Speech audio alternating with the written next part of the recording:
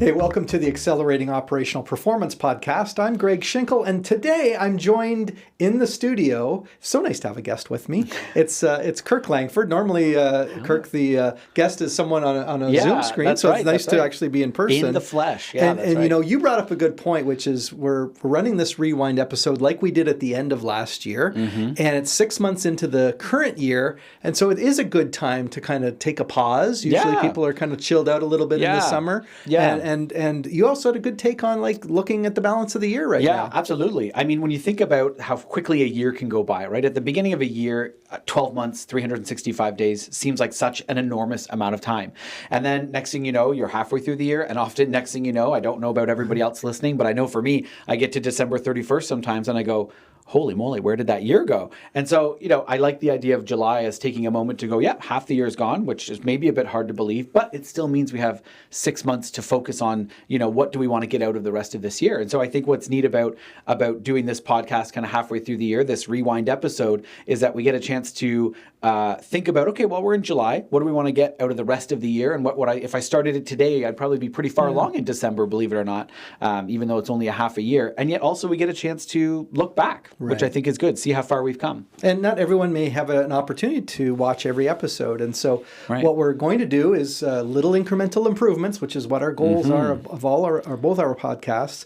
And we're going to look at a few guests that we selected. All of them were amazing, but we selected 4 guests and 5 different clips. And we're going to roll those clips and then talk a little bit about them. And the first one we're going to talk about is Megan Barter.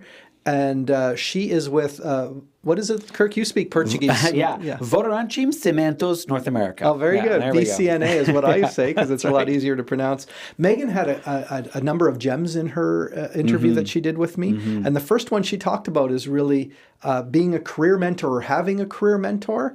And so let's view that clip. Actually, very early on in my career, I had a manager who I still to this day look to as a mentor. And so, you know, this was one of my first jobs actually out of college. And so wasn't quite sure how to navigate the working world or the professional world yet. And he really took me under his wing and, you know, saw strengths in me that I didn't see at the time and really played on those strengths to help me grow. And it kind of led me into the path of HR as itself. And he sponsored me. He, you know, brought my name up in meetings where I wasn't in them. So he provided me the visibility and the support and just the confidence that I needed to get to that next level in my career. All right. That whole thing was such a good episode to listen to. Megan's got such a good energy. But what I really liked about that clip she talks about is a couple things, right? One is she's talking about you want to have someone on your team that's speaking about you when you aren't in the room. Like, isn't that a powerful thing to think about? Who on your team, not on your team rather, but in your workplace right now is speaking about you positively when you're not in the room. And that's what a good mentor can do for you, right? They're bringing you up in conversations that, like she says, you wouldn't have otherwise really even known were happening or had a way to get into. And she's really referring to, you know, if there's a management meeting going on and they're talking about who do you think would be suitable for this or, you know, what should we do about this? Somebody actually brings up your name as a candidate. And, you know, they always talk about like from a personal brand, just like a brand for a company. It's what people say about you when you're not around.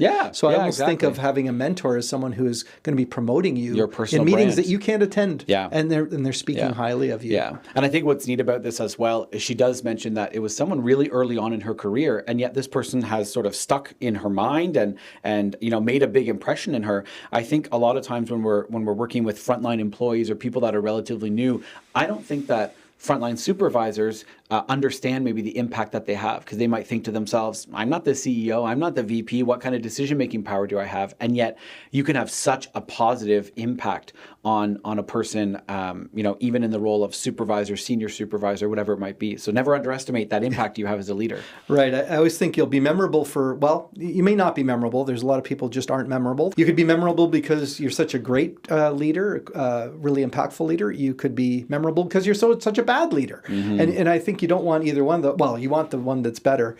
I would say, kind of like what you said, Kirk, is that we often think of when we've been mentored by somebody, but we don't always think about that we are in a position to mentor others. And so who in your team could you bring under your wing and basically speak well of them to give them an opportunity to succeed, right? Yeah. The second clip from Megan's interview was really one on busting silos. Of course, she called it the $1 million problem, which sounds great since she's a client of ours. But, this idea of breaking down these silos between departments. So let's take a look at that clip. Exposing individuals to what's happening in other areas of the business. And like I said, rotational programs are a really great way to embed somebody in a different area of the business. And it doesn't have to be just new grads that are rotating and then placed in a specific role after that rotational is done. We can have experienced rotational programs as well with leaders to learn other areas of the business. And when you break down those silos, you get more of that big picture. Right.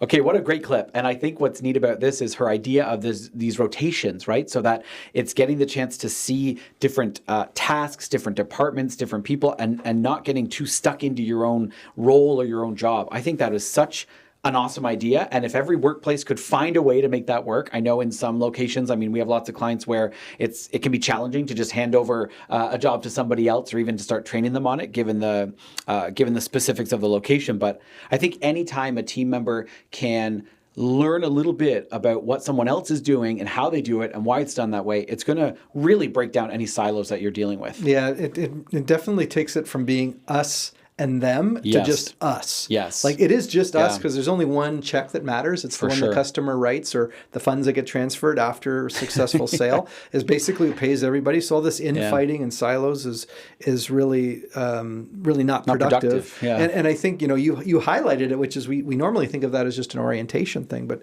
to actually put seasoned people in. It did remind me of a principle of continuous improvement or lean. The term is Gemba. You usually will hear it in the context of Gemba walks. But Gemba means the real place, or to go where it actually is happening. And it's really about, as leaders, let's make sure that we go and see and be present where the value is being created. And I think having other people go and see that. Yeah. We have a little activity that we'll run for some of our clients called Walk a Mile in My Shoes, which is sort of, I guess, instead of physically going there, we just have them pretend that they're in these different roles. And that even seems to break down the silos. Yeah, it really does. I think what it creates is a little bit of a sense of empathy, right? It creates this sense of, I can understand that people aren't out to get me. They're not out to make my day harder by doing their job and trying to do things a certain way that might not make sense to me. It's, they're trying to solve their own problems. They're trying to make their job a little bit easier. And we're all trying to do that. And sometimes that can create a little bit of tension, rather. Yeah. And I think that's what leads us to our kind of siloing that happens, right? So I think that the silos is really just something every leader needs to be aware of, whether you're contributing to them or knocking them down. And I thought Megan had a great way of a great strategy for doing that. Absolutely, yeah. So if we move on to our next episode, we're going to leave Megan, even though it was a great episode. And for those of you that might be listening, I really recommend you check it out. Megan's really good to listen to and just has a ton of wisdom to share. So someone else, though, with a lot of wisdom was Dr. Gwen Acton that we had on the show as well. And she had a really interesting comment about the idea that bad bosses tend to breed bad bosses. So let's roll that clip. The way I think about it is the blind leading the blind. Yeah. If that's all you know, then that's all, that's many folks, that's all they've seen is bad leadership examples. And that's how they've been trained. And like you said, they don't understand the impact it might have. Yeah, you know what struck me is, again, it's really a relatively short clip, but she's really talking about that we tend to model what we've seen. And I always think, I usually will talk about the analogy of like parenting is kind of like managing. Yeah. If you've had good parents, you want to be just like them. If you've had, difficult relationship with your parents, you want to be maybe different what they were. Same with leadership. If I've only seen leaders exhibit these negative behaviors, then I'm going to tend to propagate them again. I'm going to do them over and over again. So I don't know whether I think the thing she's really bringing out is if they haven't had any training or they don't have any self-awareness, they're just not going to be able to choose a different path. Yeah. I think you bring up an interesting point because you said, if you had maybe not such great parents or not such great manager, you might say to yourself, I want to do things differently. I'm not going to be like them. But without the ability to learn how to do it differently. How do you just inherently go, I'm going to do it differently, here's how? That takes some self-awareness, like you said, and then maybe some curiosity and some willingness to learn, because otherwise you might catch yourself. I think a lot of people do this. They wake up one day and they go, oh my God, I'm my dad. Yeah, And you just think, how like did that them. happen? I didn't say that. I was going to stop that from happening. But like you said, unless you're very proactively self-aware and curious to learn different ways, you will fall into the same trap, because how can you just do something differently if you have no idea where to even start? And I think that's exactly what happens here. So I think, like we talk about a lot, they seem like such simple things when it comes to leadership, but a little bit of self-awareness and a little bit of curiosity can go a long, long way to breaking this exact cycle that Gwen talks about. Yeah, and in our class, we'll sometimes ask the question, are leaders born or made? And inevitably, although some people say you're born, you are given certain characteristics perhaps, or qualities. But it's really how you get shaped over time. And I think you make an excellent point that if all I have to go on is this frame of someone I don't really want to be like, but that's the only thing I've seen, I'm going to probably copy it, even if I don't really want to. Yeah, and I think we see it a lot with more autocratic leaders, right? We tend to see that if that's what you've had as an experience, they might not be the friendliest, warmest people that you really want to work for, but one thing they probably do achieve pretty well, because authoritarian leaders or autocratic leaders, tend to do this, is they get the results. Yeah. And at the end of the day, you need to get the results. And so if that's all you're seeing, you might go, well, I don't treat people very well, my team doesn't love me, but hey, I get the results. So you don't necessarily, you might turn a blind eye. So there's a positive feedback loop almost when you're doing you might that. turn a blind eye to high turnover, other negative sides, because you're going, well, at least I'm getting the work done. And Dr. Gwen Atkins, she basically does very similar work that we do with frontline leaders, but her claim to fame is the scientific and technical leaders. Yes. And she just had this great book that she launched, which was why she was a guest on the podcast. So check out Gwen's topic. Our next episode that we wanted to highlight is with Kirby Griffin, and I've known Kirby for probably, it must be 15 years now, maybe more. He and I did a project together at the company that he works for and with. And what I liked about Kirby's clip, and he'll get into it, is just having the right frame of reference as to how action-oriented you should be. So let's roll that clip. Throw stuff up against the wall to see what will stick. Figure out what is right, and then go forward with it. Yeah. So I think that is the biggest challenge that an organization can have, is that your boss, your manager, the plant manager, the people at corporate want this solved immediately, want this fixed, want to keep things running, and sometimes it's not that simple. Sometimes you have to slow down to go fast. So I love what he says at the end, right? Sometimes you have to go slow in order to go fast. And I think that obviously sounds like one of those adages that's like, oh, very wise. But I do think there's wisdom in that, right? This idea of just always charging ahead, always insisting on constant action, no matter what the consequences. I do think sometimes slowing down, assessing the situation, asking people around you, what do you think we should do? Taking that beat to just assess the situation can be really important to move more smoothly forward. Yeah, otherwise you end up, no change is really super smooth. It's always going to be a bit of ups and downs and tweaking. Of course. But I think the action bias, which again, we're saying leaders need to be action biased. We just think that if you blindly go forward at full speed on solutions that aren't going to work, you're just going to create more need to keep tweaking and adjusting and waste a lot more time and money and energy on it, right? Yeah.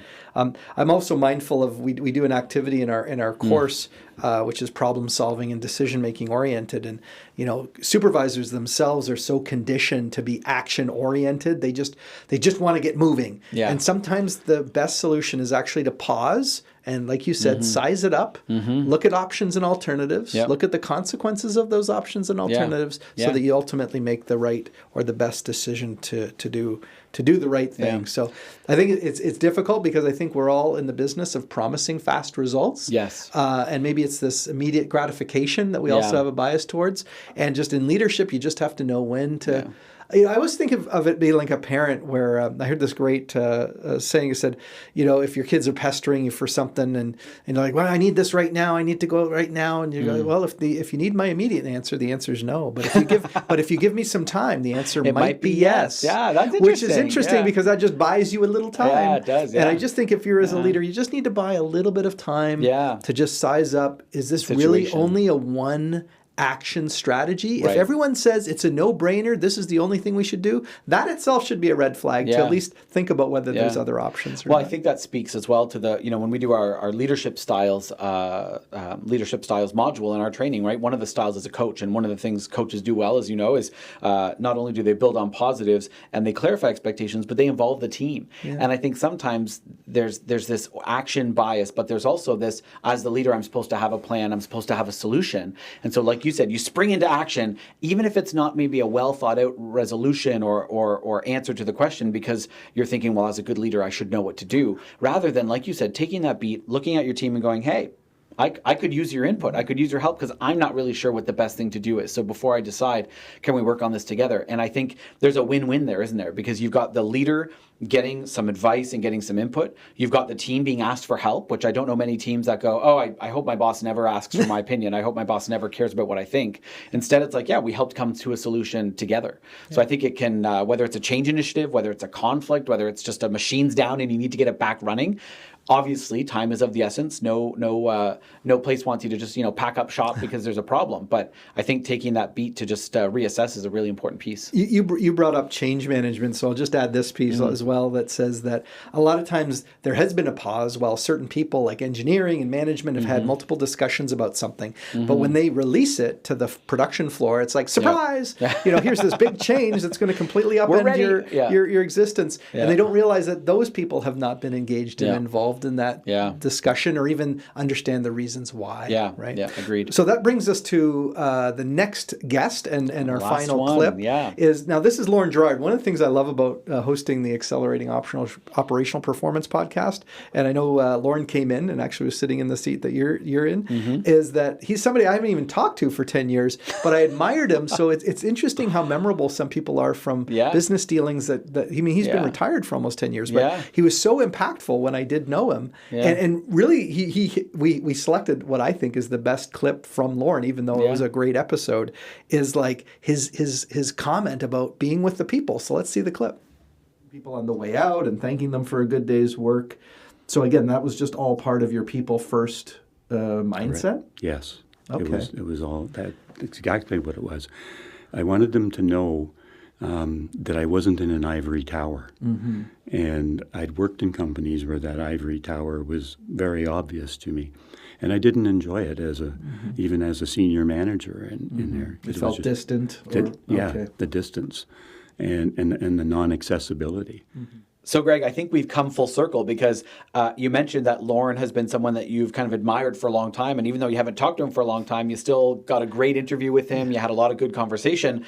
Well, isn't that what we heard from Megan Barter at the beginning, that she has that mentor from many years ago, 15, I think, years ago, that she's like, I still remember this person. I'm still in contact. So it really just goes to show that if you're that person that can inspire and be a little bit inspirational, then even years later, people are going to remember that. But to Lauren's clip, that whole idea of a people first mindset, I think is so important because at the end of the day, I think the work will always be there.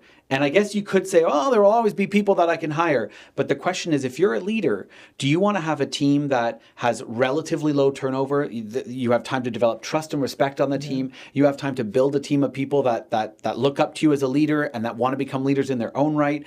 Or do you want a team that's new every week because, sure, you got the work done, but you drove people to madness getting it done? And so I think that people-first mindset of remembering that's important. And the other thing I think about a lot as a leader is it's not about getting the work done. It's about getting the work done through your team. Right. So just getting the work done isn't really enough as a leader. Your job description says, I'm going to leverage my team. I'm going to empower my team.